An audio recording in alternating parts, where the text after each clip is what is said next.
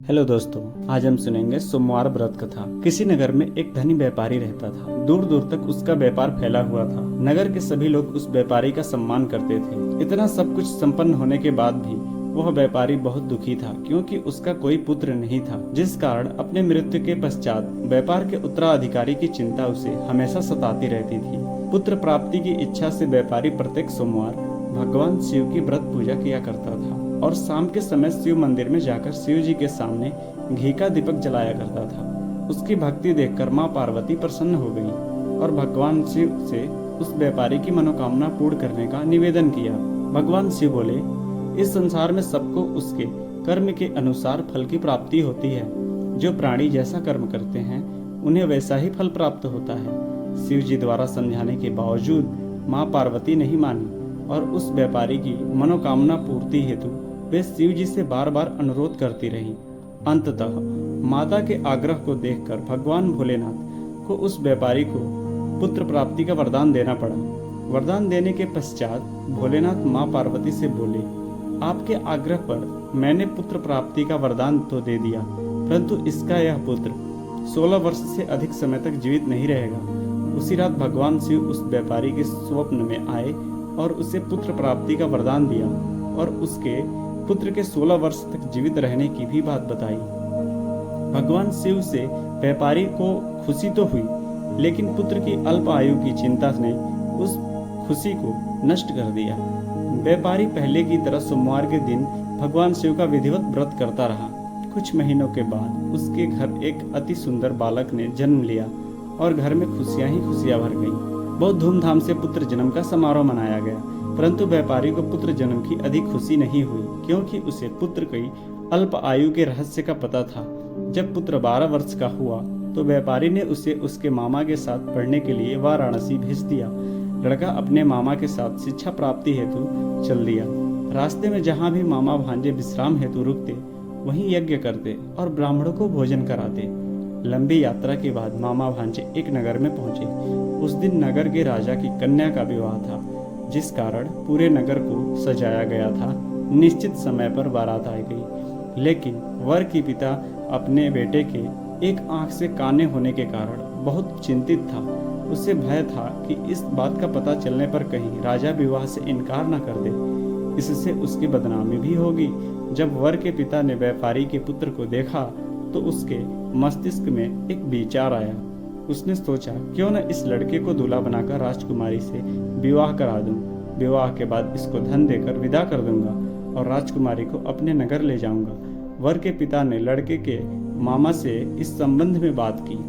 मामा ने धन मिलने के लालच में वर के पिता की बात स्वीकार कर ली। लड़के को दूल्हे का वस्त्र पहनाकर राजकुमारी से विवाह करा दिया गया। राजा ने बहुत सारा धन देकर राजकुमारी को विदा किया। शादी के बाद लड़का जब राजकुमारी के साथ लौट रहा था तो वह सच नहीं छिपा सका और उसने राजकुमारी के ओढ़नी पर लिख दिया, राजकुमारी तुम्हारा विवाह तो मेरे साथ हुआ था, मैं तो वाराणसी पढ़ने के लिए जा रहा हूँ और अब तुम्हें जिस नवयुवक की पत्नी बनना पड़ेगा वह काना है।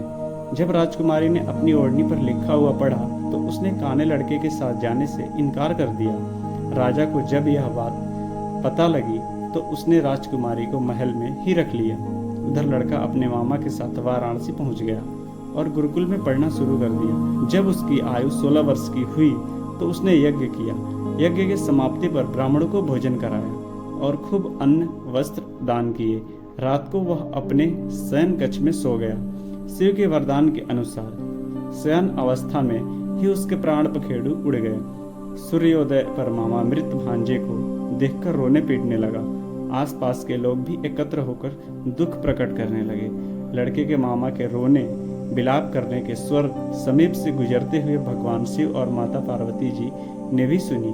माता पार्वती ने भगवान से कहा, प्राणनाथ, मुझे इसके रोने के स्वर सहन नहीं हो रहे, आप इस व्यक्ति के कष्ट को अवश्य दूर करें। भगवान शिव ने माता पार्वती के साथ अदृश्य रूप में समीप जाकर देखा तो भोलेनाथ माता पार्वती से बोले, यह तो उसी व्यापारी का पुत्र है जिससे मैंने 16 वर्ष की आयु का वरदान दिया था। इसकी आयु पूरी हो गई है। माँ पार्वती ने फिर भगवान शिव से निवेदन कर उस बालक को जीवन देने के आग्रह किया। माता पार्वती के आग्रह पर भगवान शिव ने उस लड़के को जीवित होने का वरदान दिया और कुछ ही पल में वह जीवित होकर उठ बैठा। शिक्षा समाप्त करके लड़का मामा के साथ अपने नगर की ओर चल दिया।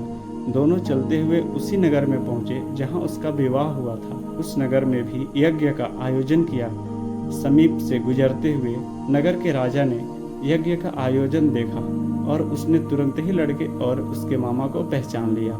यज्ञ के समाप्त होने पर राजा मामा और लड़के को महल में ले गया और कुछ दिन उन्हें महल में रखकर बहुत सा धन वस्त्र आदि देकर राजकुमारी के साथ विदा कर दिया।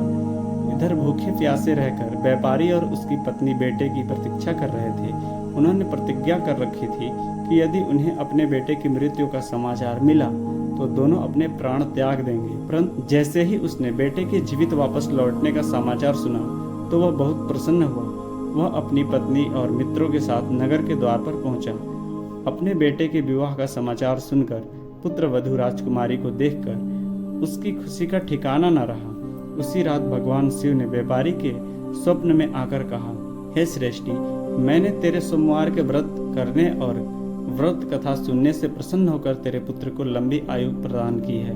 पुत्र की लंबी आयु जानकर व्यापारी बहुत प्रसन्न हुआ। शिव भक्त होने तथा सोमवार का व्रत करने से व्यापारी की सभी मनोकामनाएं पूर्ण हुई। इस प्रकार जो भक्त सोमवार का विधिवत व्रत करते हैं और व्रत कथा सुनते हैं उनकी सभी इच्छाएं पूरी होती हैं।